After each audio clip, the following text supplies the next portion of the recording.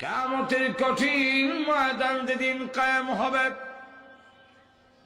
এই জমিন যেদিন তামা হয়ে যাবে, মাটি থাকবে না, এই পৃথিবীতে হবে হাসরের মাঠ। এখানেই এই গাজীপুর মাওনা শ্রীপুর যে যেখানে কবরে ঘুমায় আছেন, এখান থেকে উঠে এখানে উঠবেন, আরেক কানে যাইতে হবে না, ট্রাক দিয়ে আপনাদের আরেক কানে সাপ্লাই দেওয়া হবে না। এই পৃথিবী হবে হাসরের মাঠ। বলতে পারেন হুজুর, লোকজন কিভাবে জায়গা হবে? আটলান্টিক মহাসাগর সহ সব যখন ভরাট করে ফেলবে, সব পাহাড় যখন লেভেল করে ফেলবে, এই পৃথিবী একবারে ছোট হবে না, অনেক বিশাল। বর্তমান কাবাগর যেখানে, সেখানে হবে আল্লাহর আরশ।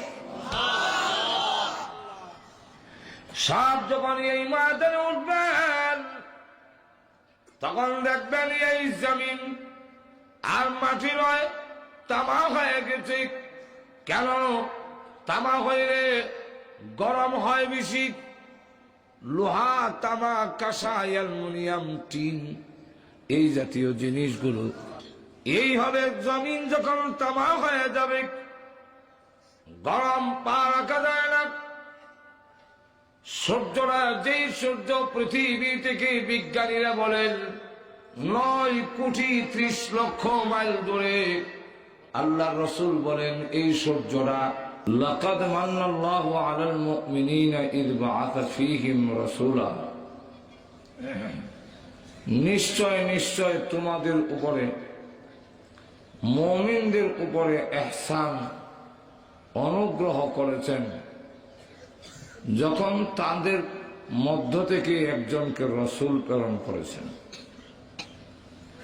রাসূলাম মিনহুম আই মিনাল মুমিনিন। তো এইখান থেকে আমরা প্রথমে জানতে পারলাম,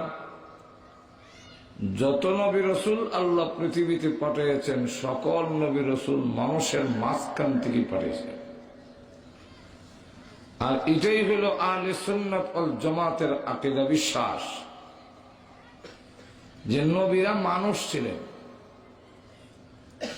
নবীরা মানুষ ছিলেন না এই বিশ্বাস যে করবে না, সে আহলে সুন্নাত ওয়াল জামাতের আকীদার ভিতরে থাকবে না, সে বাতিল, সে ভণ্ড।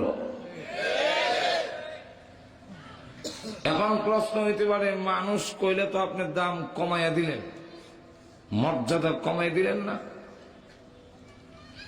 যে বলে মানুষ কইলে দাম কমে, এক বুজুর্গ বলছিলেন, আমার মুখে এই কথা শোভা হয় না।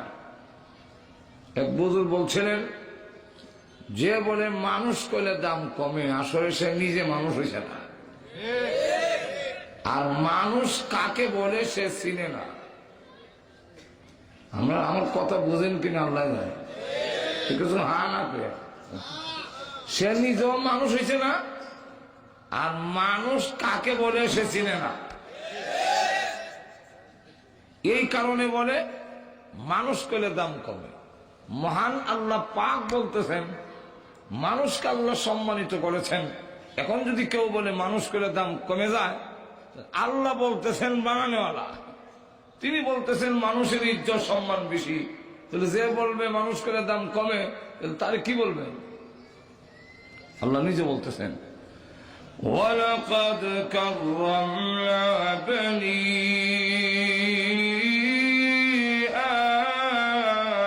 آدَمَ। আল্লাহ নিজে বলছেন লাকাদ কাররামনা বানি আদম, যে আদমের সন্তান মানব জাতিকে আল্লাহ সম্মানিত করেছেন। এই কথা কার?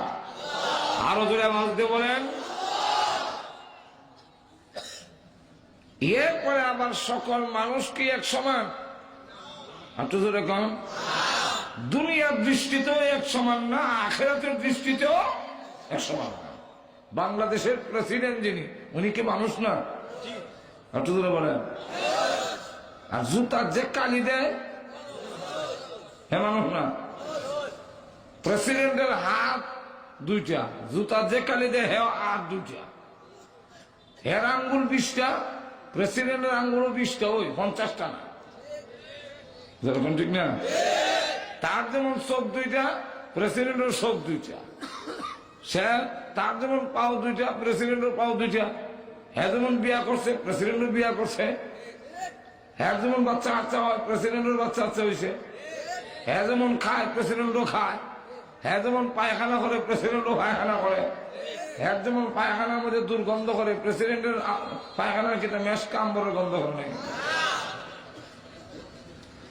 কিন্তু পৃথিবীর কোন মানুষ কি কথা বলবে যে প্রেসিডেন্ট আর সামান মুসি এক সমান? তো দুনিয়ার দৃষ্টিতেও সকল মানুষ এক সমান না, আখিরাতের দৃষ্টিতেও সব মানুষ এক সমান সম্মান নয়। রসুলও মানুষ, আমরাও মানুষ, কিন্তু পার্থক্য আছে। জাতিতে পাথর, রেল লাইনের কিনারও পাথর বসায় না, রেল লাইনের কিনারও পাথর দেয় না, দেখছেন না? এরা তো জাতিতে পাথর। আর কাবাগরের কোনার মধ্যে একটা পাথর আছে, পাথর নেই না? এটার নাম কি? আসওয়াদ পাথর বা হাজের আসওয়াদ। এরা কালা পাথর, এরাও পাথর, রেল লাইনের কিনারও পাথর। টাকা যদি হালাল হয়, নিয়ত যদি সহি হয়, আর যদি কেউ কাবাগরের ওই পাথরে চুম্বন করতে পারে, তাহলে তার গুনারে চুষা একটা তারে দুধের মতো সাদা করে ছেড়ে দেয়। তাই বললে রেল লাইনের কিনারে হাতর লেয়া যদি জুড়ে ঠুলের মধ্যে মারে, তাহলে হ্যাঁ টুটো কাটবো, দাঁতও ভাঙবো, গুণা তো মাফ হবেই না। যেরকম ঠিক কিনা? আমরা মানুষ রেল লাইনের কিনারের হাতরের মতো মানুষ, আর বিশ্ব নবী হলেন আসওয়াদ পাথরের মতো মানুষ। মানুষ করে সব মানুষ এক সমান না, পাথর করে যেমন সব পাথর এক সমান না। স্বর্ণকারের দোকানে যাবেন, একটা পাথর আছে, আপনি বলবেন আমার এই স্বর্ণ আমার ছেলে দুবাই থেকে আনছে, খুব এক নম্বর স্বর্ণ, খাঁটি নির্ভেজাল, যতই লেকচার দিবেন স্বর্ণওয়ালা নিবে না, ওই হাতরে ঘষা দিয়ে দেখবো। যেরকম ঠিক নেই, পাথরে ঘষা দিয়া হয়, এই লেকচারে কাম হবে না, ভেজাল। কেন? এটা কষ্টি পাথর, ঘষা দিয়া কোন স্বর্ণ ভেজাল কোনটা খাঁটি এটা যেমন নির্ণয় করা হয়, সাহাবাই কেরাম হলেন কষ্টি পাথরের মতো। আমাদের দেশের মাইজ ভান্ডারে হয় আমরা হক, মাইজ ভান্ডার, উপরের ভান্ডার, নিচের ভান্ডার, মাইজের ভান্ডার। দেখুন বাকিও হয় হক, আমরা যেরকম ঠিক না। রাজার বাকিও কয় আমরা হক, আটরশিও কয় আমরা হক, আমরাই সঠিক, যেরকম ঠিক না। প্রত্যেকে দাবি করে সঠিক, তোমার লেকচারে সঠিক হবে না। সাহাবাই কেরামের কষ্টি পাথরে ঘষা দিয়া যদি দেখা যায় সাহাবাদের মাপকাঠিতে তারা ঠিকবে, তাই হলো হক, আর না হয় সে বাতিল, সন্দেহ। সাহাবাই কেরাম হলেন কষ্টি পাথরের মতো, যেরকম ঠিক না। প্রথম নম্বর আমরা বুঝলাম আহলে সুন্নাত ওয়াল জামাতের আকীদা। আমাদের দেশে অনেক আহলে সুন্নাত ওয়াল জামাতের ব্যানার লটকায়, স্লোগান দেয়, আসলে ভিতরে আহলে সুন্নাত না। ঘুমাই গেছেন নাকি? মুস নিয়ে কানো লাগাইছে, গুতায় হক বের করে, হ্যাঁ আহলে সুন্নাত, সুন্নতওয়ালা। আসলে তো সুন্নতওয়ালা না, মুসওয়ালা। মাথার মধ্যে রাখছে জোড়া, এর নাম দিছে আহলে সুন্নাত। এ কি আহলে সুন্নাহ? সুন্নতওয়ালা না জোড়াওয়ালা? জোড়াওয়ালা তো সুন্নতওয়ালা হয় না, যেরকম ঠিক কিনা। ফাঁক পাঞ্জাতনের বাচ্চি দৌড়াইয়া বেড়া বেড়ি এক কেন পর্দা নাই, একটি গাছের তিনটি ডাল, কোন ডালেতে হজরত আহলে সুন্নাহ। এটা তো আহলে সুন্নাহ না, এটা আহলে বেদাত, যেরকম ঠিক কিনা। সুতরাং আহলে সুন্নাত ওয়াল জামাত কোন সাইনবোর্ডের নাম নয়, কোন স্লোগানের নাম নয়, এটা একটা আকীদা, বিশ্বাসের নাম, আহলে সুন্নাত ওয়াল জামাত। রাসূলের সুন্নতকে মানতে হবে, সাহাবায়ে কেরামের জামাতকে মানতে হবে। আপনাদের কাহা যাক, এরপরের কথাটা হইল মানুষ বানায় আল্লাহ পাঠাইলেন কেন? মানুষের হেদায়েতের জন্য মানুষ নবী উপযুক্ত। আপনাদের কহ নাইলে আপনি আমার দুঃখ দুর্দশা বুঝবেন না নবী। যেরকম ঠিক না? যেমন উদাহরণ, আপনি মসজিদে আসছেন নামাজ পড়বেন, আইসা দেখেন মসজিদের মুয়াজ্জিনে কাটকা মধ্যে চড়া শুরু করে দিছে, পেশাবেও আপনার এমন ধরা ধরছে, টনটনি শুরু হয়েছে। এখন কি আপনি মসজিদে যাবেন না পেশাবে যাবেন? পেশাবে যাবেন। নবী যদি আমরা জাতি না হইতো ছড়াইয়া দাঁত ছড়াই দিত। কই যাস? বলে পেশাব। পেশাব কি? বুঝলে এটা বড় কষ্ট, টনটনি আন বুঝে। টনটনি কি বুঝে না তো? টনটনি এখন ঠিক না সামনে মসজিদে গিয়ে হারু লাগতো, কি আর নামাজ পড়বেন খালি খালি চিবাইয়া কোন এমন কিছু উঠে দিতে পারে, যেরকম ঠিক না? কিন্তু আল্লাহর নবী বলে দিয়েছেন এমন পরিস্থিতি যদি হয় তাহলে তুমি জামাতে শরীক না হয়ে পেশাব সারবে আগে। পেশাব শরীক ওযু করে জামাত যদি তুমি লাগাল নাও পাও, ফেরেশতারা জামাতীদের মধ্যে তোমার নাম লিখে নেবে। কারণ আমি রাসূল বুঝি পেশাবে ধরলে কি হয়, ফেরেশতা বুঝে না। আল্লাহ লক্ষ্য করে দেখেন, সারাদিন ঘুরে গেলে একবারে গাজীপুর থেকে বাড়িতে আসছেন, এসা খেতে পারেন নাই, ঘরে ঢুকছেন, বেগম সাহেব আপনার সামনে কই মাছ ভাজি করে, এরপর মূলার শাক কাঁচামরিচ শেষ করে এনে রাখছে, ধন্যবাদ দিয়ে আবার সালাদ বানাই দিছে, অনেক জাতের আইটেম শাক সবজি, আর আপনি সারাদিন ক্ষুধার্ত, খাওন খুব চাচ্ছে মনে। এমন সময় শোনা যায় পাশের মসজিদে কাতকামুজি সালা। এখন আপনি খাবেন না মসজিদে যাবেন? যদি নবী আমাদের মধ্য থেকে না হতেন তো বলতেন খায় না খেয়ে মসজিদে যাও, মসজিদে যাও, রেখে দাও, মসজিদে যা। মসজিদে গেলেও আপনি যখন নিয়ত বানতেন ফেটে বড় খিদা, বারবার নামাজের মধ্যে খালি কই মাছ,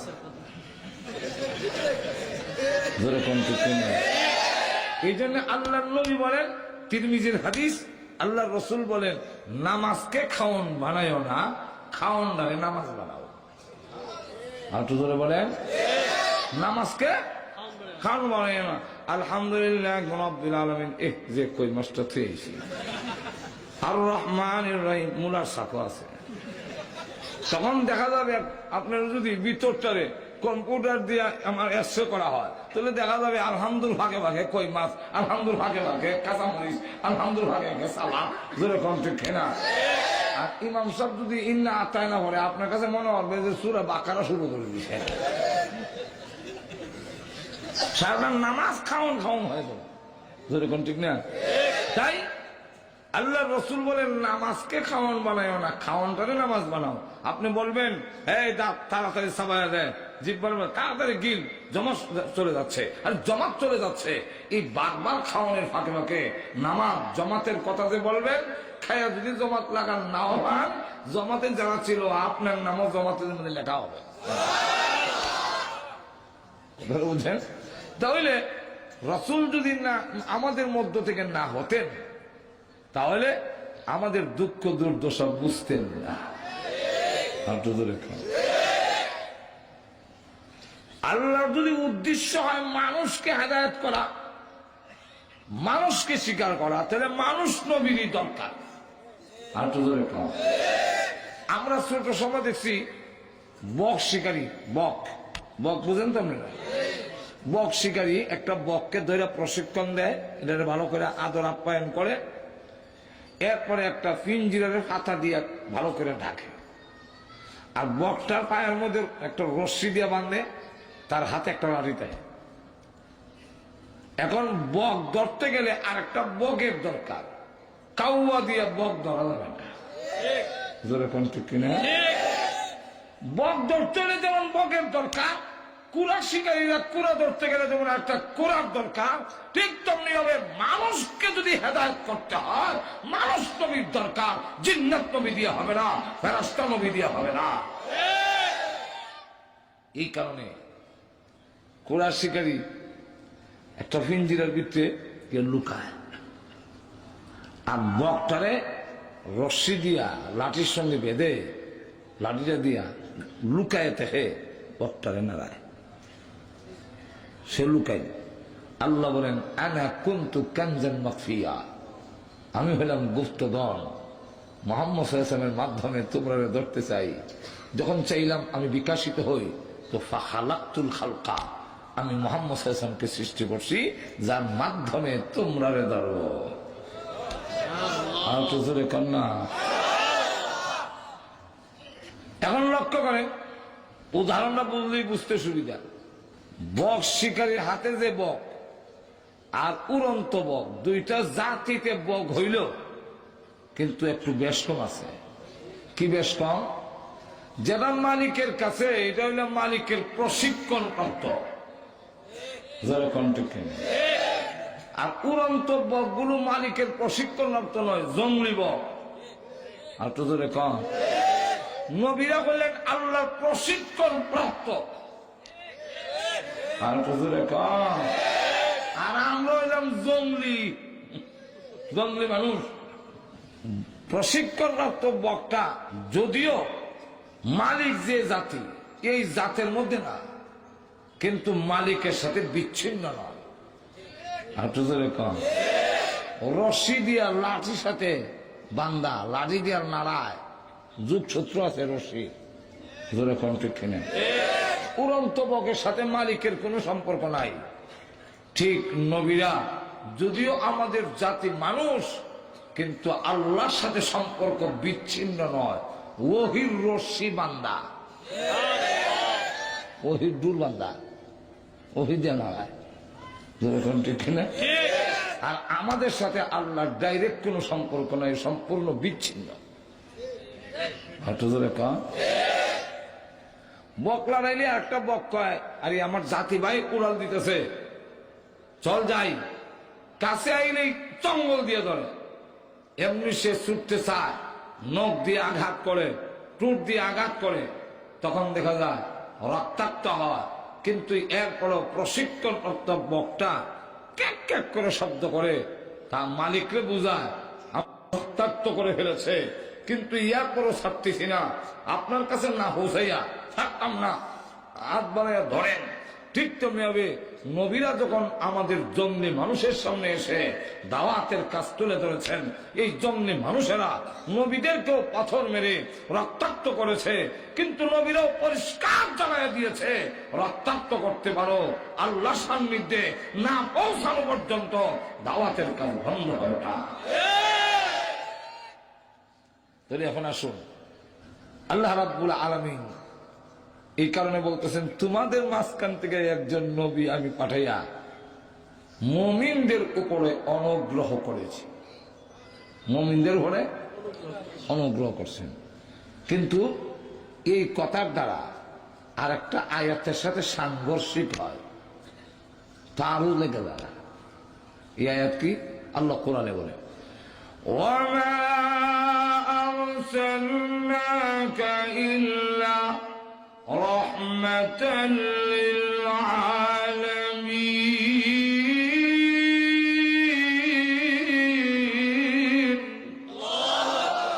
ওয়ামা আরসালনাকা ইল্লা রাহমাতাল লিল আলামিন। রাসূল হলেন রাহমাতুল লিল আলামিন, রাহমাতুল লিন নাস। রাহমাতুল লিন নাস নাকি না আলামিন? রাহমাতুল লিল মুমিনিন, রাহমাতুল লিল আলামিন, সকলের জন্য রাসূল রহমত। এই আয়াতের মধ্যে আল্লাহ বলেন মুমিনদের উপরে ইহসান করছেন, আর আরেক আয়াতে তো বোঝা যায় সকলের জন্য নবী রহমত, সকলের জন্য তুই আল্লাহর দয়া, সকলের জন্য তুই আল্লাহর ইহসান, গোটা মানব জাতির জন্য, সকল মাখলুকাতের জন্য। তাহলে এই আয়াতে শুধু মুমিনকে বললেন কেন? বলবো এই কেন জবাব দেব? দিতে গেলে আগে এক্সাম্পল, উদাহরণ বুঝতে হবে। দেব উদাহরণ। আসমান থেকে যে বৃষ্টি পড়ে, এই বৃষ্টিকেও কোরআনের রহমত বলছে। কোরআনের এক আয়াতে আছে বাইনা ইয়াদাই রাহমা, তোমরা সামনে রহমত আসতেছে। যখন নাকি বাতাস আসে, এই ঠান্ডা বাতাস আইলে আমরা দেখবেন এই বৃষ্টি বলি শুনলো ঠান্ডা বাতাস লাগতেছে, আর তো ধরে কন্যা। আর বৃষ্টি না দেখলো আমরা এখানে মনে হয় আগে বৃষ্টি হয়ে গেছে। কেমনি বললেন? বাতাসটা ঠান্ডা লাগে, আর তো ধরে কন। তো আল্লাহ কুরআনে বলেন যে বাতাসে আয়া সংবাদ দেওয়া যায় পিছে রহমত আইতাছে। রহমত, রহমত মানে বৃষ্টি। তো এই যে রহমত বললেন, সব মাটির জন্য রহমত, পাথরের জন্য রহমত, সিমেন্টের জন্য রহমত, জোরে কোন ঠিক কিনা? আর ক্ষেতের মাটির জন্য রহমত। কিন্তু পাথরের উপরে বৃষ্টি হইলে পরে কোনো উপকার হয় কি না? সাফ হয় না, উপকার হয়েছে না? না করলেন যে কোন উপকার হয় না। পাথরের আগে যা ময়লা ছিল, ধুলাবালু ছিল, বৃষ্টি হওয়ার কারণে এই পাথর পরিষ্কার হইল। তাহলে অস্থায়ী সাময়িক কিছু উপকার হয়েছে কি হয়েছে না? স্থায়ী উপকার হয়েছে না। কেন? পাথরের বৃষ্টিকে গিলে না। আমার কথা আপনারা বুঝেন না? অসুবিধা হয় তাহলে এবার হ্যাঁ না কন। পাথরের বৃষ্টি গ্রহণ করে গিলে, এই গ্রহণ না করার কারণে পাথরের স্থায়ী কোনো উপকার হয় না, কিন্তু হালকা কিছু উপকার হয়েছে, পরিষ্কার হয়েছে। যেরকম ঠিক কিনা? ঠিক তেমনি হবে রসুল আবু জাহেলের জন্য রহমত, আব্দুল্লাহ ইবনে উবাই ইবনে সলুলের জন্য রহমত, আবু বকর, উমর, উসমান, আলী, তালহা, জুবায়ের, তাদের জন্য রহমত। কিন্তু আবু জাহেল হইল পাথরের মতো। উতবা, সাইবা, ওয়ালিদ ইবনে মুগিরা, বারাক ওবামা, বুশ, বিলাই ক্লিনটন, টনি ব্লেয়ার, এরা হইল পাথর। রসুলের দ্বারা এরাও উপকৃত, কিন্তু অস্থায়ী। সারা পৃথিবীর বেঈমান কাফেরদেরকে আল্লাহ রাব্বুল আলামিন খাওয়াচ্ছেন, খাওয়ার বন্ধ করেন না। এর কারণ হইল মূলে বিশ্বনবী। বিশ্বনবী যদি দুনিয়াতে না আসতেন, আমরা ইমানের মতো দৌলত পেতাম না। ইমান আমরা পেয়েছি বিশ্বনবীর মাধ্যমে। এই বিশ্বনবীর মাধ্যমে ইমান পাইলাম। আর ইমানদারের ইমান যতদিন থাকবে ততদিন পর্যন্ত আল্লাহ আসমান আর জমিন ভাঙবে না। তাহলে বেঈমান কাফেরারে আল্লাহ খাওয়াইতেছেন, মূলে গিয়ে দেখা যায় বিশ্বনবী। বিয়া বাড়িতে যা কিছু আয়োজন করা হয় উসিলা কেনা কার সম্মানে? আর একটু জোরে বলেন। কিন্তু বরযাত্রীরা খাওয়ায় না, আত্মীয় স্বজন, আশেপাশের লোক, বাড়ির কুত্তা বিলাই, এরাও কিছু আড্ডি উড্ডি খায়। কুত্তায় বুঝিনি কার উসিলায় খাইছে। যার উসিলায় খাইলো তাকে বের হইলে দেখবেন গালি দিতে দেরি করে না, ভাব করে গালি মারে। জোরে কোন ঠিক কিনা? যার উসিলায় খাইছে তারই কয় ভাব, মানে গালি দিছে। সুযোগ পাইলে আবার পায়ের গুছার মধ্যে কামড় দিয়েও ধরে। জোরে কোন ঠিক কিনা? যেমনি ভাবে কখন বোঝে না কার সম্মানে খেয়েছে, ঠিক তেমনি ভাবে বেঈমান কাফেররাও বুঝে না কার সম্মানে খাচ্ছে। কারণ তার স্বভাব হইল কুকুরের স্বভাব। যেই নবীর সম্মানে খায় সেই নবীকে জঙ্গিবাদ এবং সন্ত্রাসী বলে গালি দেয়। এই নবীরই কখন সন্ত্রাসী, জঙ্গিবাদ ক্রিটিসাইজ করে, ব্যঙ্গচিত্র করে। যেরকম ঠিক কিনা? অথচ নবীর উসিলাই খাইতেছে। কেন? এরা স্বভাব কুত্তার স্বভাব।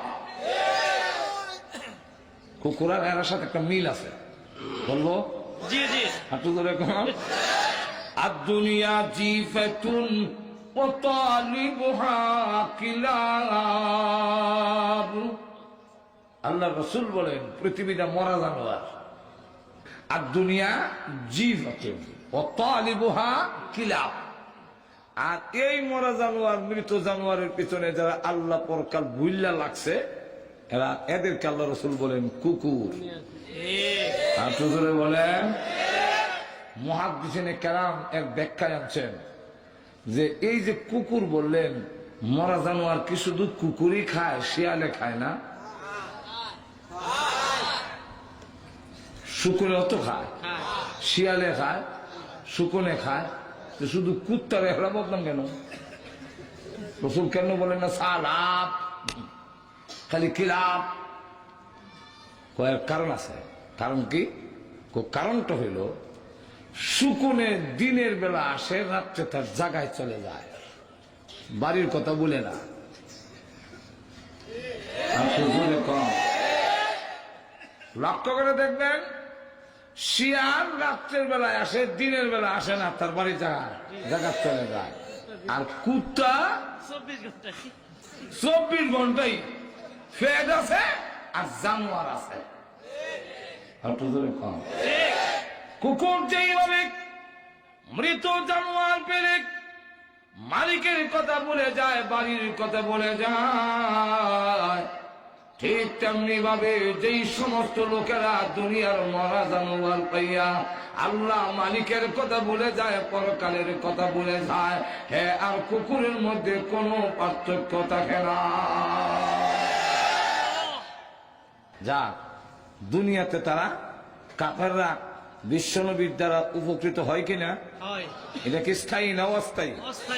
আর তো ধরে বলে যে কাফেররা সাময়িক উপকৃত হয় বিশ্বনবীর মাধ্যমে। কি উপকারটা? যে আল্লাহ তাদেরও খাওয়াইতেছেন বিশ্বনবীর সম্মানার্থে। জোরে কোন ঠিক না? পরে কালেও কাফেররা অস্থায়ী উপকার হবে, কাফেররা পরকালেও অস্থায়ী উপকার। বলবো একটু জোরে কন। কিয়ামতের কঠিন ময়দান যেদিন কায়েম হবে, এই জমিন যেদিন তামা হয়ে যাবে, মাটি থাকবে না, এই পৃথিবীতে হবে হাসরের মাঠ। এখানেই এই গাজীপুর, মাওনা, শ্রীপুর, যে যেখানে কবরে ঘুমায় আছেন, এখান থেকে উঠে এখানে উঠবেন, আরেক কালে যাইতে হবে না, ট্রাক দিয়ে আপনাদের আরেক কালে সাপ্লাই দেওয়া হবে না। এই পৃথিবী হবে হাসরের মাঠ। বলতে পারেন হুজুর, লোকজন কিভাবে জায়গা হবে? আটলান্টিক মহাসাগর সহ সব যখন ভরাট করে ফেলবে, সব পাহাড় যখন লেভেল করে ফেলবে, এই পৃথিবী একবারে ছোট হবে না, অনেক বিশাল। বর্তমান কাবাগর যেখানে, সেখানে হবে আল্লাহর আরশ। সব যখন এই ময়দানে উঠবেন, তখন দেখবেন এই জমিন আর মাটি নয়, তামা হয়ে গেছে। কেন? তামা হইলে গরম হয় বেশি। লোহা, তামা, কাঁসা, অ্যালুমিনিয়াম, টিন, এই জাতীয় জিনিসগুলো এই হবে। জমিন যখন তামা হয়ে যাবে, গরম পা রাখা যায় না। সূর্যরা, যেই সূর্য পৃথিবী থেকে বিজ্ঞানীরা বলেন 9,30,00,000 মাইল দূরে, আল্লাহ রসুল বলেন এই সূর্যরা চৌকে সুরমা দিতে গেলে সুরমা দানিতে একটা শলা দেয়, যারা লাগায় মরাইয়া, এই কাজী যদ্দুর লম্বা হবে। আল্লাহ নবী বলেন মাথার সূর্যের মাঝখানে এতটুকু ফাঁক থাকবে, গরম কম লাগবে না, অনেক বেশি। বর্তমানে বিজ্ঞানীরা তাপমাত্রা মাপছেন, সূর্যের তাপমাত্রা হলো 6,000 সেলসিয়াস বা সেন্টিগ্রেড। আল্লাহ রসুল বলেন বর্তমানে যা পাওয়ার আছে, এটা আরো 70 গুণ বাড়ায় দাও, গরম খুব কম লাগবে না, অনেক বেশি। অপরদিকে জাহান্নাম 7 তবক জমিনের নিচে আছে, 7 তবক জমিনের নিচে রাখা আছে। সেখান থেকে আল্লাহ বলবেন ফেরেশতাদেরকে টাইনা হাসরের মাঠে দুজক নিয়ে আসো। সুবহানাল্লাহ বলবেন। ওয়াজিআ ইয়াওমাইযিন বিজাহান্নাম, জাহান্নামকে টেনে আনো। আল্লামা আশরাফ আলী থানভী রাহমাতুল্লাহ আলাইহি জাহান্নামের আকৃতি বয়ান করছেন। 30,000 মাথা, প্রত্যেকটা মাথায় 32,000 করে দাঁত, এক একটা দাঁত হবে উহুদ পাহাড়ের সমান। নাক আছে, নাকের ছিদ্রের মধ্যে রশ্মি লাগানো আছে। 19 জন ফেরেশতারা এটার কমান্ডিং অফিসার, আর এক একজনের অধীনে 70,000 করে। শুধু ফেরেশতা যে সেও রশ্মির যারা ধরে রাখছে, এই কাত থেকে এই কাত পর্যন্ত দূরত্ব হলো 70 বছরের রাস্তা। আর বড় ফেরেশতা কত বড়, তখন বয়ান দেওয়ার টাইম আমার নাই। বড় ফেরেশতা যে জাহান্নামের বড় যিনি, উনি কত বড় হবে, একটা কিতাব আছে আমার কাছে, এর নাম হইল ফেরেশতুনকা আজিব হালাত। এই কিতাবের মধ্যে জানছেন যে মালিক ফেরেশতা হইল যে উনি সারা জাহান্নামের প্রধান। উনি কত বড় হবে এতটুকু বুঝে নেন যে জাহান্নামের সংখ্যা যত হবে জিন্নাত আর মানুষ মিলাইয়া, তত সংখ্যায় ওনার 2 হাতের আঙ্গুল হবে। আরো আসতে বলেন, মহিলারা শুনে নেবেন।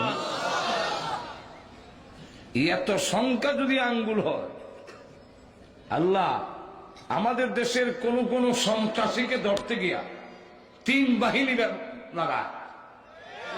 আর চুজুরে কম আল্লাহ বলেন ফাইজলামি করো না, দৃষ্টতা দেখাও না। তুমি যত বড় শক্তিশালী সন্ত্রাসী চাঁদাবাজি হও, জাহান্নামের ফেরেশতা ধরতে গিয়া 2 আঙ্গুল লাগাবে না, 1 আঙ্গুল লাগাইব।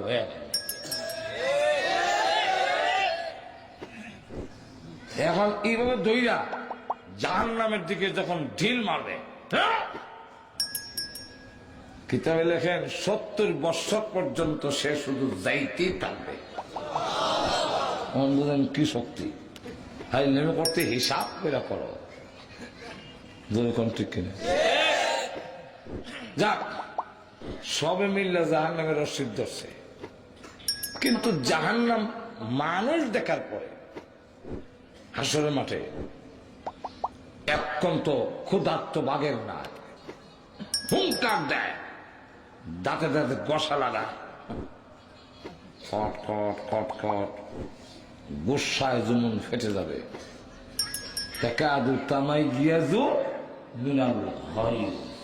ফেরেশতারা ধরে আটকায়, কিন্তু আটকাইলে কি হবে? আমাদের দেশে যারা বড় সার ভাবে, সার বোঝেন তো, সার, হ্যাঁ, এই সার এমনি মালিকের রশিদ ধরে রাখলে দেখবেন যখন দৌড় দেয় মালিক এমনি রশিদ ধরে রাখে, মালিক অটোমেটিক যায়। ঠিক না? জাহান্নাম যখন টান দেয়, 19 জন এক একজনের অধীনে 70,000 করে, সব অটোমেটিক যায়। প্রভু তুমি না বলেছিলে মানুষ আমার খাবার, লক্ষ লক্ষ বছর ধরে আমি ক্ষুধার্ত, খাবারের অভাব নাই গো, বড় না রশিদা ছেড়ে দিতে, সবগুলো খাওয়ান খেয়ে ফেলি। আল্লামা মুফতি শফি সাহেব রাহমাতুল্লাহ আলাইহি তাফসীরে মারিফুল কোরআনে এই আয়াতের ব্যাখ্যায় আনছেন, হঠাৎ করে ফেরেশতাদের হাত থেকে রশিদা ছুটে যাবে, তখন সে খাওয়া করছে জাহান্নামের দিকে। আর যতগুলো নদ নদীর রেখা ছিল, সমস্ত রেখা দিয়ে এক একটা জিহ্বা বেরিয়েছে গ্রাস করার জন্য। এই অবস্থায় ফেরেশতারা বারবার চেষ্টা করতেছে রশিটা ধরার জন্য, কিন্তু লাগাল হয় না, হেজেকেছে পাগলের মতো। এই অবস্থা দেখা নবীরা তখন বলবে উম্মতের দরকার নেই, আমার আছে। ওলি গাউস কুতুবরা বলবে আল্লাহ মুরিদ লাগতো না, আমারে বাঁচাও। ভণ্ডরা বলবে আল্লাহ আমি ফির আসতাম না, আমি একটা ভাব ধরছিলাম দুনিয়াটা খাওয়ার জন্য, আমি ফির না। মা বাবা সব আতঙ্কিত। আল্লাহ হুঙ্কার দেয়, ফেরেশতারা জিবরাইল, ইসরাফিল, মিকাইল সব লাইনে দাঁড়াও, আমি আল্লাহর অনুমতি ছাড়া কথা বলবো না।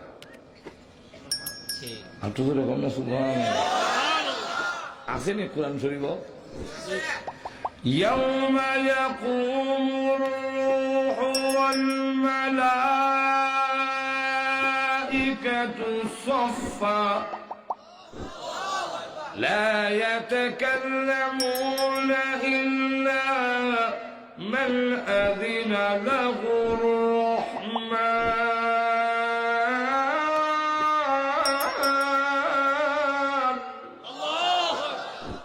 আল্লাহ বলবেন আমার অনুমতি ছাড়া, রহমানের অনুমতি ছাড়া কোনো কথা।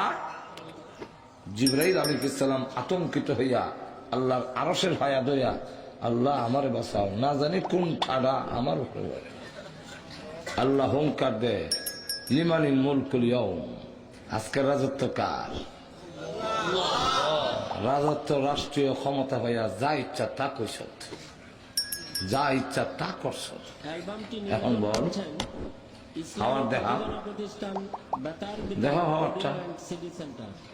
আইনা নমরুদ, আইনা ফিরাউন, নাম ধরে রাখবো নমরুদ কইরে, কথা কস না, কস না এখন কথা।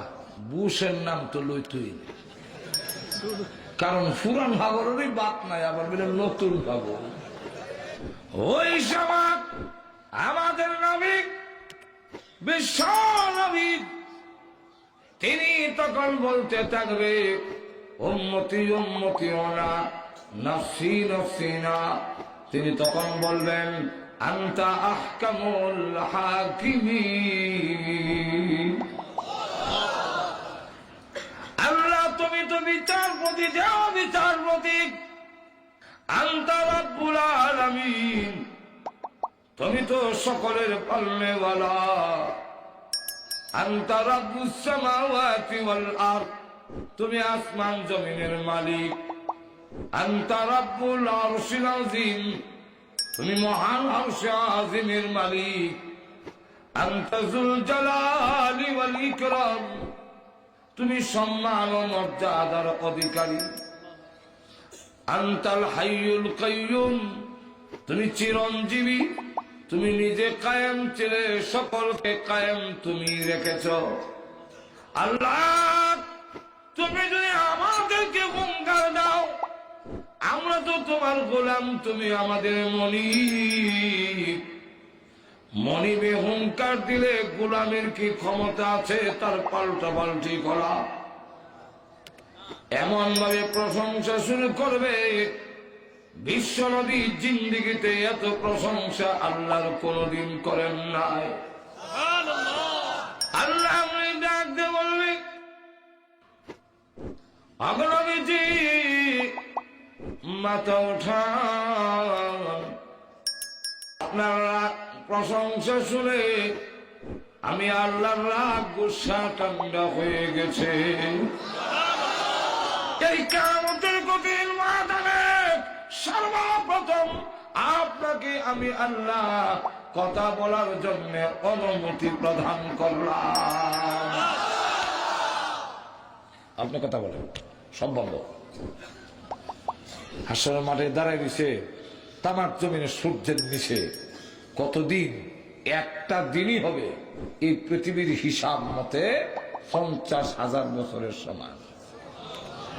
1000 বছর আমার কথা না, আল্লাহ কুরআনে বলে দিচ্ছেন মিকদারুহু 50 আলফ সানা, 1000 বছর, 50,000 বছরের সমান একটা দিন ধরে রয়েছে। এখানে নমরুদ আছে, ফেরাউন আছে, হ্যাঁ, আবু জাহেল আছে, আবু লাহাব আছে, বুশ আছে, বারাক ওবামাও থাকবে, না থাকবে না? থাকবে। আপনিও থাকবেন, আমিও থাকবো। আরো জোরে কোনো ঠিক না?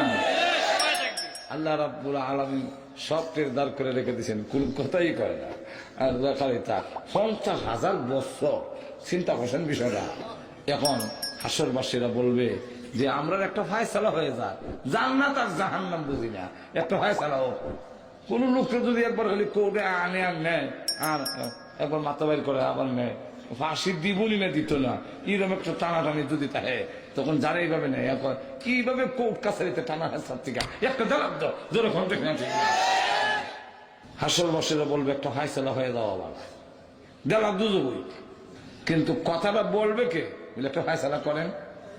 সব হাসরবাসীর গিয়ে আপনার নাম রাব্বা, আপনার নাম রাব্বা, আব্বা মানে আদম আলাইহিস সালাম, সকলের আব্বা তো আদম আলাইহিস সালাম, আপনার নাম রাব্বা কি করা একটু কর্ণ বিচার আরম্ভ হইতে বলে 1000 বার মাফ চাই।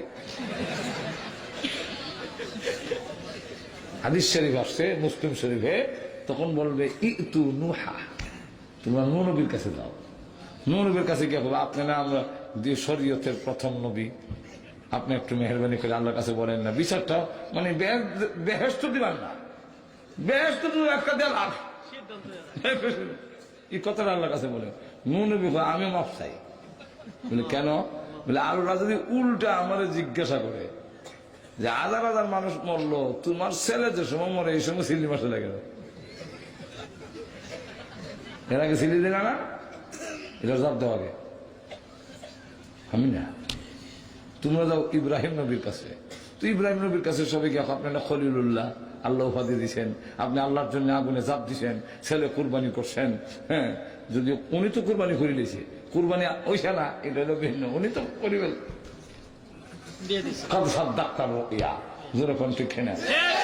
এখন আপনি কোরবানি করছেন, আপনি অনেক কিছু আপনি বলেন না। ইব্রাহিম নবী বলেন আমি মাফ চাই। বলে কেন? আল্লাহ যদি উল্টে জিগায় বউরে বোন কইসলা কেন? কথা বুঝেন না? মুসলমান মিশা কথা বলতে পারে না, কিন্তু মিশাও না, আবার একটা শব্দের দুইটা অর্থ হইতে পারে এমন কথা বলা জায়েজ আছে, এমন কথা বলা জায়েজ আছে। যেমন হযরত আবু বকর সিদ্দিককে জিজ্ঞাসা করেন হিজরতের রজনীতে, আরে কাফের যে ও আবু বকর তোমার সাথে লোকটাকে, মানে আবু বকর সিদ্দিক বলেন হিজরতের দিন রওনা দিছি, এখন যদি বলি মোহাম্মদ তো তুই এক্ষুনি আমরা আটকাই দিব, আর যদি বলি মোহাম্মদ না মিথ্যা হবে, মুসলমান মিথ্যা বলতে পারে না। তাই তিনি বলেন হুয়া রাজুলুল্লাযী ইয়াহদিনি, তিনি ওই ব্যক্তি যিনি আমার পথ দেখান। দেখেন এক গুলে দুই শিকার, এটার দুইটা অর্থ। একটা অর্থ হইল যে দুনিয়ার হয়তো আরব দেশে এক জায়গা থেকে আরেক জায়গা যেতে গেলে পথ দেখান না লোক ছাড়া জায়গা যাওয়া যেত না, ওই লোকটা বুঝে রয়েছে মনে হয় পথ দেখাবে লেগে একটা লোক রাহাদর রয়েছে। আর আবু বকর সিদ্দিক বুঝাইছেন উনি ওই ব্যক্তি যিনি আমার বেহেশতের পথ দেখায়। কথাটা বুঝেন না? ও ইব্রাহিম আলাইহিস সালাম উনি যে বলছেন ওনার ওয়াইফ রে বোন, জালেম বাদশাহ তার রাষ্ট্র দিয়েছে, আর তার নিয়ম হইল সাথে যদি ওয়াইফ থাকে স্বামীর একটা বউ লইয়া যায়, সুন্দরী বউ লইয়া নিয়ে যায়। এখন উনি যদি কয় আমি ওনার স্বামী, তো একটা বউ লই দিব, এর লেগে তিনি বললেন উনি আমার বোন। আর ওনাকে বললেন তুমি কিন্তু কইও আমি তোমার ভাই, আমি ভাই পরিচয় দিছি। এটা কোন দৃষ্টিকোণ থেকে? আমাদের ব্রাহ্মণবাড়িয়ার একজন বড় আলেম ছিলেন, ওনার নাম তাজুল ইসলাম সাহেব রহমতুল্লাহ আলাই, যার উপাধি ছিল ফখরে বাঙ্গাল। উনি বিয়ে করছেন উজানির কারি ইব্রাহিম সাহেবের মেয়ে। তো ইব্রাহিম সাহেব আসছেন ছেলে দেখার জন্য, ছেলে যোগ্য কিনা। তা এইসব প্রথম প্রশ্ন, কারণ আমরা দেশে তো আমরা আগে গ্রাম এলাকা দেখতাম, প্রশ্ন করতে গেলে জামাই দেখতে গেছে কৃষক লোকেরা, তখন প্রশ্ন করতো। তো একটা লোকের প্রশ্ন করে মেট্রিক পরীক্ষা দিয়ে এসে ওই সময়, তো লোকটারে জিজ্ঞাসা করে বাবা বলেন তো দেখি 4টা গরুর কটা ঠেং? তো উনি বলেন 4টা গরুর 18টা ঠেং। উনি সকলে শুনলাম আপনি মেট্রিক পরীক্ষা দিয়েছেন আর 4টা গরুর 18টা ঠেং, না এই ছেলের কাছে বিয়ে দেওয়া যায়, চলো যাই। তো বাড়ির লোকেরা তুই কি বললে? ব্রেন পাস করছ, ব্রেঞ্চি পাস করছ, 4টা গরুর কড়া ট্যাঙ্গিটা করতে না, 4টা গরুর কড়া ট্যাঙ্গিটা বলতে পারবো না, মেট্রিক পরীক্ষা দিয়েছি না। বুঝল? তো 4টা গরু তুই 18টা করে কেন? বলে 4টার তো 4টা গরু 16টা, 4টা গরু 16টা। আর আমার মতো একটা ছেলে যে মেট্রিক পরীক্ষা দিয়েছে, হেরে যে এই জাতীয় প্রশ্ন করছে, হের 2টা ঠ্যাং আমি যোগ দিয়েছি। ওই আর হয়েছে যেরকম, ঠিক না? এই জাতীয় আগে প্রশ্ন করতে গিয়া আর যারা যারা কিছু হন্ডিতে একটু প্রশ্ন বলে কোন সুরায় 9 মিম, কোন সুরায় 9 মিম, কথা বলতেন না? তো কারি ইব্রাহিম সাহেব রহমতুল্লাহ জিজ্ঞাসা করেন ফখর বাঙ্গাল সাহেবকে যে আপনার আব্বা আপনার কি হয়? আমরা বলতাম এটাকে একটা প্রশ্ন হইল, আব্বা তো আব্বা, আব্বার আব্বা কি হয়?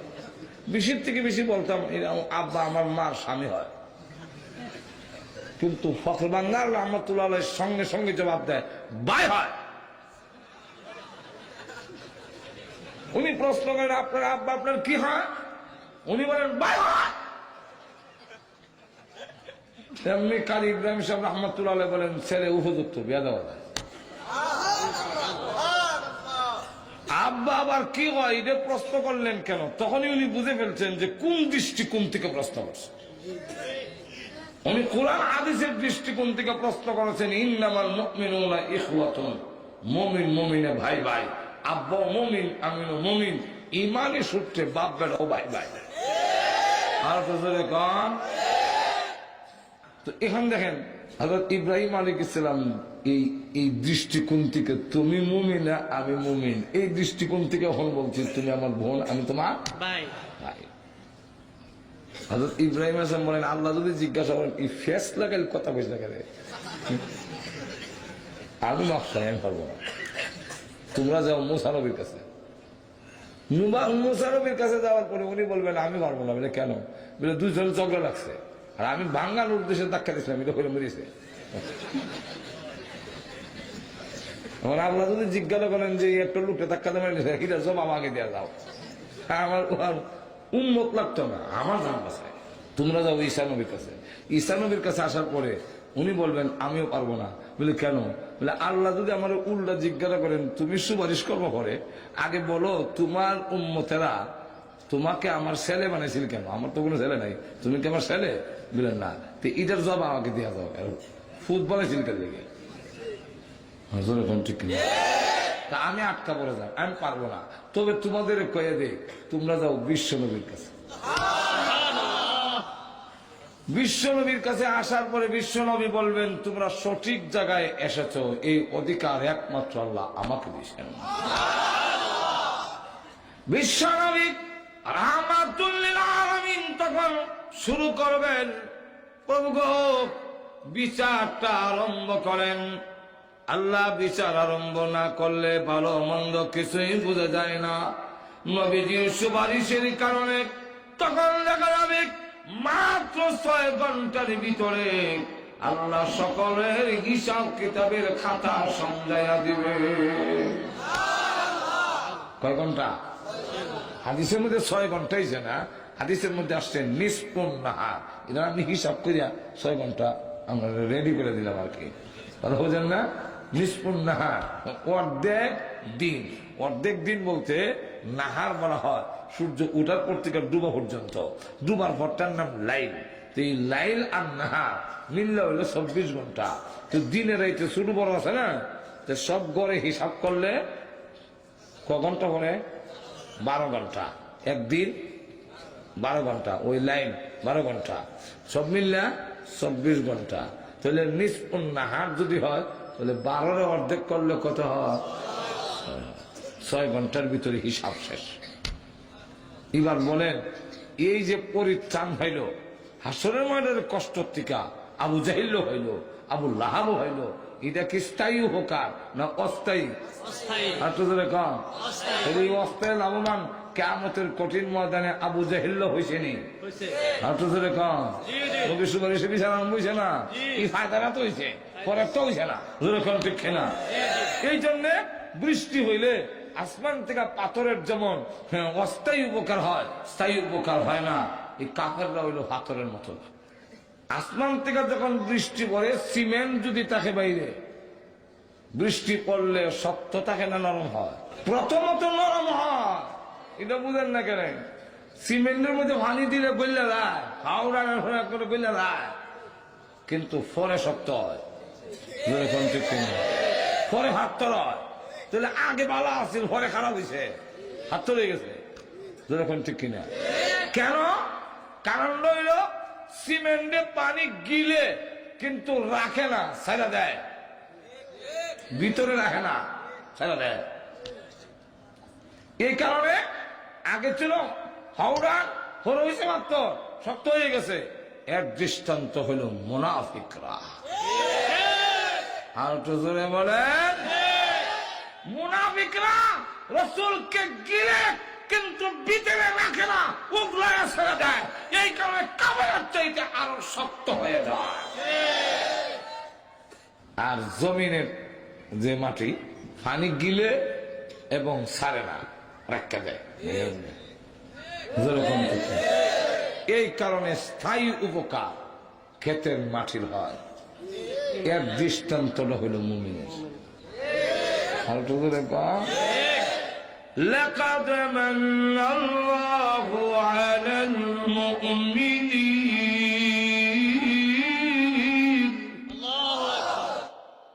আর কোরআনে যত মুমিনিন কইছে এর অধিকাংশ মুফাসসিরে কেরামের রায় হইল সাহাবায়ে কেরাম। কারণ এর প্রথম মিসদাক, প্রথম এর হইল সাহাবায়ে কেরাম। যখন কারা আর যখন সাহাবায়ে কেরাম সত্যিকারের মুমিন ছিলেন। আমরা সত্যিকারের মুমিন না, বেজাল মুমিন। আর যখন আমেরিকাতে কিছুদিন আগে হামলা হয়েছে, টর্নেডো, ফিরাইতে পারছে না, এত বড় শক্তি ফিরাইতে না। কিন্তু মদিনায় একবার টর্নেডো আয়া আসতেছে, উমর যখন জানতে পারলেন টর্নেডো আসতেছে, দইরা মাঠে গেলেন, গিয়ে হাত দিয়া ইশারা দিয়ে বলেন থামো। আর একটু জোরে থামো। সঙ্গে সঙ্গে টর্নেডো থেমে গেছে। আর একটু জোরে কর না। ওমর রাদিয়াল্লাহু আনহু সামনে যায়, টর্নেডো ভিসে যায়। উনি সামনে যায়, টর্নেডো ভিসে যায়। এখন এইভাবে নিতে নিতে পিছনের দিকে তাড়াইয়া পরে এক জঙ্গলের দিকে, পাহাড়ের দিকে আঙ্গুল দিয়ে ইশারা দেখা, ওই পাহাড়ের দিকে চলে যা, কোন দেশের জনগণের বস্তিতে ঘর বাড়ি ভাঙবি না। বস্তি আর আমলা না করিয়া পাহাড়ের ভিতর দিয়ে চলে গেছে। কি পরিমাণ দামি হয়েছে বুঝছেন তখন বিষয়টা? কেন? রাসূলকে তারা গ্রহণ করছেন করার মতো। কম রাষ্ট্রপ্রধান কিন্তু জবের রুটি জৈতুনের তেল দিয়া খায় রাষ্ট্রপ্রধান আমিরুল মুমিনিন। আচ্ছা, আপনাকে যদি জবের রুটি দেই সয়াবিন তেল দিয়া, কটা খাইবেন? খেতে পারবেন সয়াবিন তেল দিয়া? আচ্ছা না, বড় করে একটা কোন রকমে খেয়ে নিলেন, এর বেশি খেতে পারবেন? পেটের বুকের ছুটে হয়তো সাবাইয়া গিল্লা খানে খাই নিলেন। আমিরুল মুমিনিন জবের রুটি, গবের না, জবের রুটি জৈতুনের তেল দিয়া খায়, কঙ্কাল হয়ে গেছে, উমরের হাড্ডি গোনা যায়। সকলেই কয় উমর যদি এইভাবে চলতে দেখে বেশি দিন থাকবে না, শেষ হয়ে যাবে। তো উনাকে কে বলবে? পর্যাপ্ত পরিমাণে ঘাম পাওয়া যায়, পর্যাপ্ত পরিমাণে মহন গুস্ত পাওয়া যায়। তো জৈতুনের তেল দিয়া না খাইয়া গুস্ত দিয়া যদি খান তাহলে তো একটু ভালো হইতো। এই কথাটা বলতে তো সাহস পায় না। মিস্টার ইবলিস উমর যে পথ দেওয়া যায় এটা তো যায় না, মিস্টার ইবলিস। আল্লাহ রাসূল বলেন উমর তোমাকে দেখলে মিস্টার ইবলিসও ভয় পায়। এই রাস্তা দিয়ে শয়তান যায় না, উমর আইতাছে আমি নাই। কথাটা বুঝে? এই কারণে তাবিজের কিতাবে একটা তদবির দিছে, যারা ভয়াবহ স্বপ্ন দেখে আর বেশি বেশি মানে খায় স্বপ্ন দেখে মারে, হ্যাঁ আগ দিয়া লেখতো উমর, বানান আইন মিম রা, এরপরে লেখতো উমর তো বহুত আছে, সব উমর না, রাদিয়াল্লাহু রা আর দোয়াত দিত, দিলে বুঝাইতো এটা ওই উমর রাদিয়াল্লাহু বুকে যদি লেখাতো হ্যাঁ আর খারাপ স্বপ্ন দেখতো না, মিস্টার ইবলিসের কাছে।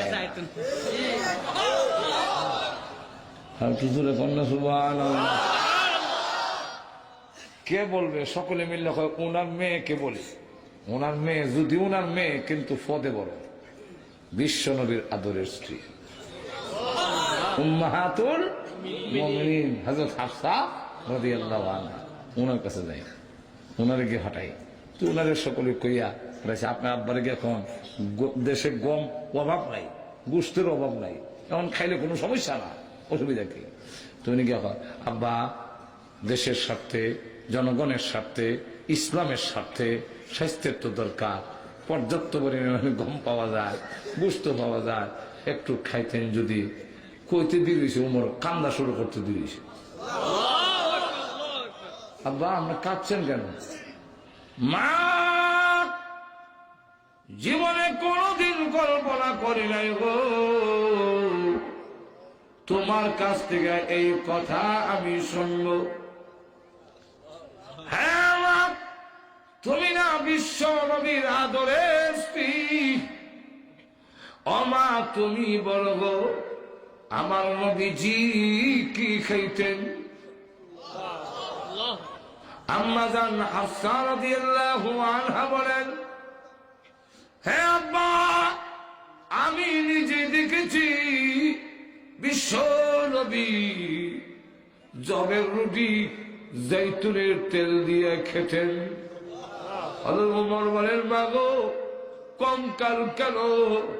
আল্লাহর কসম আমার প্রাণ যদি চলেও যায় আমি নবীর তরিকা থেকে 1 ইঞ্চিও নড়তে পারবো না।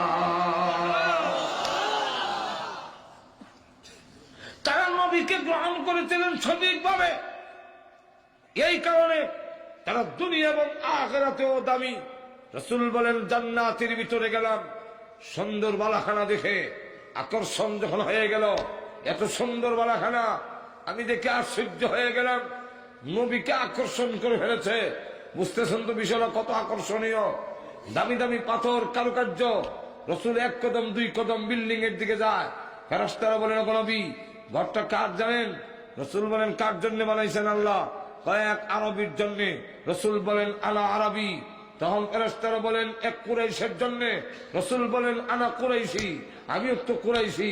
ফেরেশতারা বলেন এক যুবকের জন্য। রাসূল বলেন আমিও তো যুবক, আমি তো বুড়ো হয়েছি না। তাহলে বলো না নামটা বলো কার জন্য? কুরাইশি, আরবি, যুবক, শাবাব, এইগুলা বলো, বলো তার নাম কি? নাম জানো না? তোমাদের নাম বলে নাই আল্লাহ? বলে হ্যাঁ, আল্লাহ এলান করে দিয়েছেন জান্নাতের ভিতরে, ও জান্নাতের খাদেম খদ্দামরা তোমরা ভালো করে স্মরণ রাখো, এই সুন্দর বালাখানা আমি তৈরি করে রেখেছি ওমর ইবনুল খাত্তাবের জন্য। অ্যালবামটি নিবেদন করছেন ইসলামী প্রযোজনা আমরা প্রতিষ্ঠান লাঞ্ছিত অপমানিত রসুলকে সাইয়া আর তুজুরে কন্যা মুমিন রসুলকে গ্রহণ করে দুনিয়া এবং আখিরাতে লাভবান। এই কথাটা আল্লাহ বুঝাবার জন্য বলছেন লাকাদ মান্নাল্লাহু আলাল মুমিনিন,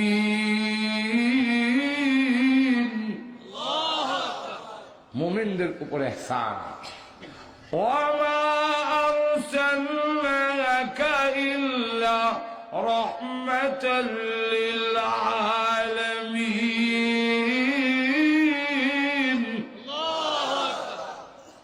রাসূল সকলের জন্য রহমত, আবু জাহলের জন্য রহমত। কিন্তু একটা শব্দ মাযুব আছে, লুকাইল আছে। এটা কি? বলে রাসূলের প্রতি ঈমান থাকতে হবে। এই কথাটা হলো আমার আয়াতে লাকাদ মান্নাল্লাহু আলাল মুমিনিন। কথা বুঝছেন? যাক, এখন সেই নবীকে 4টা দায়িত্ব দিয়ে পাঠিয়েছেন। যেরকম কয়টা? 4টা। আর তো ধরে এর মধ্যে প্রথম নম্বর ইয়াতুলু আলাইহিম আয়াতিহি,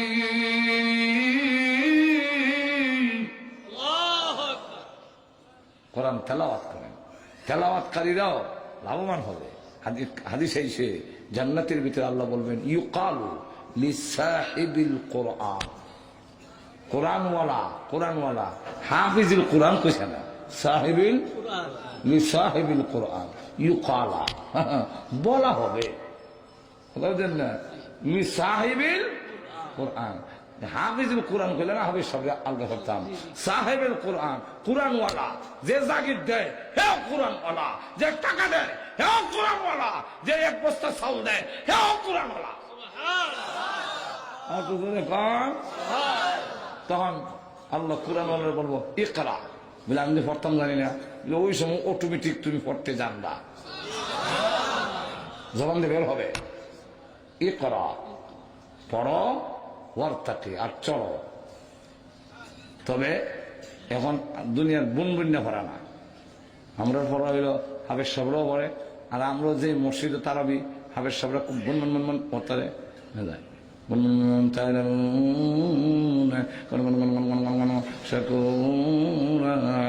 একবার এখানে গিয়ে দেখবেন মুসল্লি বেশি, যেরকম ঠিক কিনা ওরা তিল, তার তিলের সাথে পড়ো কামা কুনতা তুরাত্তিলু ফিদ দুনিয়া, দুনিয়া যেভাবে পড়ছিল এইভাবে তোমার পড়া যেখানে শেষ হইব বাসস্থানে গেল। আলহামদুসুরাও যদি আপনি ফেলে থেকে থাকেন 30 পারা পড়া লাগবে এমন কথা না, আমি আলহামদুলিল্লাহ না পারি না, আল্লাহ পাই না, তা আপনার 7টা তালার স্বর্ণের তৈরি 7টা তালার মালিক।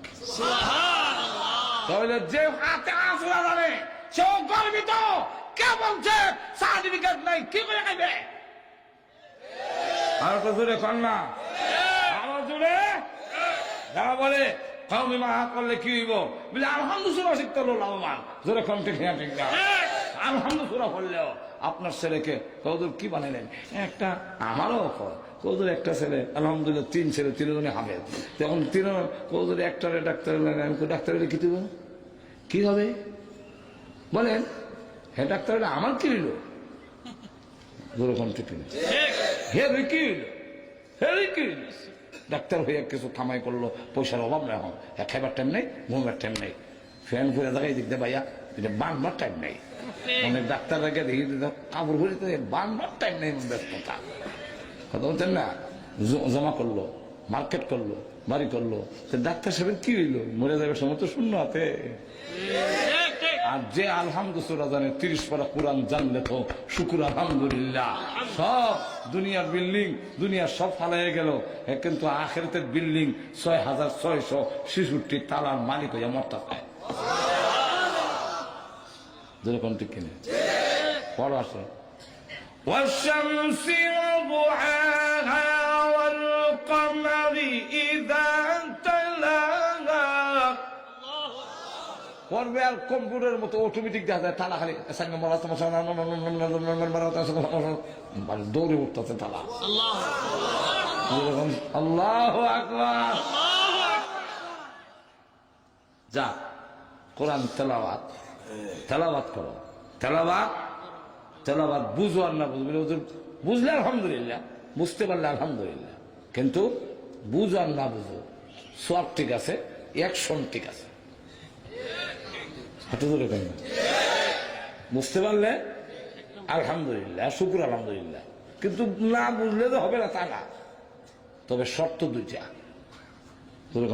দুইটা আমার কথা না, আল্লাহ বলছেন, বলবো الذين آتيناهم الكتاب, যাদের কিতাব দিছি তার জন্য শর্ত হইল ইয়াতলুনাহু হাক্কা তিলাওয়াতি,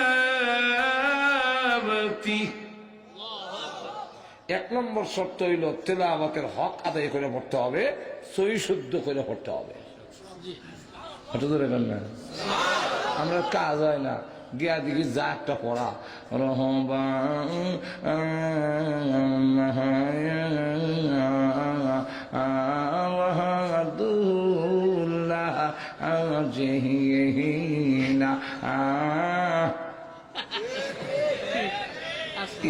ভরা পড়লে কাজ হইব। হ্যাঁ, কষ্ট করে পড়েন, কোথায় পড়েন, সব আদেশ সাহেবের ডাবল। আপনি বলতেছেন ইন্নাল্লাযীনা কাফারু কাফারু কাফারু কাফারু সাওয়াউন সাওয়াউন, আবার বানা পড়ে আলাইহিম, কোথায় কোথায় যদি পড়ে আল্লাহ রাসূল বলছেন হাফেজে কোরআন থেকে তোমার সব ডাবল সব হইল, কিন্তু শুদ্ধ হলে পড়তে হজর এখন ঠিক কিনা। আচ্ছা যা, 1 নম্বর বিস্তারিত কোনের টাইম নাই। 2 নম্বর শর্ত হইল, 2 নম্বর শর্ত হইল ওয়ায়ুমিনুনা বিহি আল্লাহ কালামের প্রতি তোমার ঈমান থাকতে হবে। যেরকম ঠিক নেই ও হয় না ওয়নি না হয় না ওয়নি না হয় না ভাই না না ভাই বইরে খেতে হইব না এটা হলে তোমার ভেটাটা পড়বো। অবশ্যই আল্লাহর কালাম ঈমান থাকতে হবে। একবার তেলাওয়াত করে বুঝে না পরে পড়তে পারে না কই এ মেরে মৌলা কা কালাম হয় আর সচ হয় সত্য এ মেরে মৌলা কা কালাম হয় আর সচ হয় বিশিষ্ট উল্লায় এই সত্য আছে সব সত্য আর কান্দে মরছে পরে কবর রাখছে যে আমরা কবর দাফন করতে গেছি জরুরি জিনিস কবর করে আছে গা তখন মাটি সরাইছে এগুলো আনতো দেখে কবরে ফুলের বাগান মেশকে আম্বরের আল্লাহ তার কবরের জান্নাতের বাগান বানাই দিয়েছে। বুঝো আর না বুঝো তেলাওয়াতের সব, যারা কেউ বুঝে না বুঝলে না বুঝলে সব নাই, এটা হলো মূর্খ পণ্ডিত। কম কোরআনের অনেক আয়াত আছে পৃথিবীর কোন আলেমও বুঝে না। আল্লাহ কোরআনে বলছেন আলিফ লাম মিম, এর অর্থ আল্লাহ ছাড়া, কিন্তু রসুল বলছেন আলিফ লাম মিম বললে কমের পক্ষে 30টা সব পেবে। আর এটা স্বাভাবিক, এটা স্বাভাবিক না বললো সব। একগুলো ওই সাইডে বসে মশা কামড়ায়, ওই দূর থেকে একটা গাছ উঠে আনছে মশা ধরে বের লেগে, এখন এটা যে আমরা কেন খাত যায় কেউ তুমি চুলকাও করে কথা যা বুঝলাম না, মশা তারা বেলে গাছ টানছিলাম ওই যে জানাম লাগে না কাজ জায়গায় তুই যদি সুতরা গাছ লইস, সুতরা গাছ বুঝো আর না বুঝো এর মধ্যে ক্ষমতা দেওয়া লাগাই লেখা যাই বুঝলে ঠিক না। সুতরা গাছ আল্লাহর সৃষ্টি, এটা যদি লাগাই লেখা যায়, আর কালাম তো আল্লাহর সৃষ্টি নয়, আল্লাহর সিফত, আল্লাহর অংশ, সুতরাং তুমি লাগাই দেহ কাজ যাইব যেরকম ঠিক যেরকম ঠিক কিনা। আজকে কোরআন তেলাওয়াত বন্ধ করার ষড়যন্ত্র গভীরভাবে চলছে। সেই কোরআন আমরা ধরে রাখার জন্য প্রস্তুত আসিনি আসিনা। সারা বিশ্বে আজকে কোরআন আওয়াজ উঠেছে। আজকে আমেরিকাতে যে অবস্থা হচ্ছে, আমেরিকাতে আমরা দেশও আকাশে লক্ষ্য তারার জুনাক জ্বলেছে, এটা উনবার লেগে 30,000 টাকা দা আনে। কবি নজরুল ইসলামের গান উনবার লেগে 20,000 টাকা দা আনে। ধরে এখন ঠিক কিনা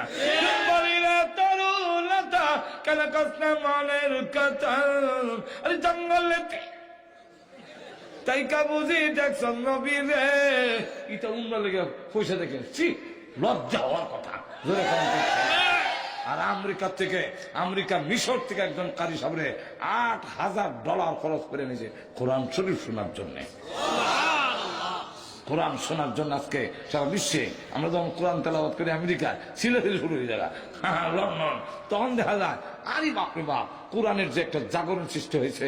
সুতরাং আমরা বুঝাই দিতে হবে যত নাস্তিক আর ইসলাম বিদ্বেষীরা কোরআনকে যারা স্তব্ধ করে দিতে চায়, আমরা প্রমাণ করে দিতে হবে।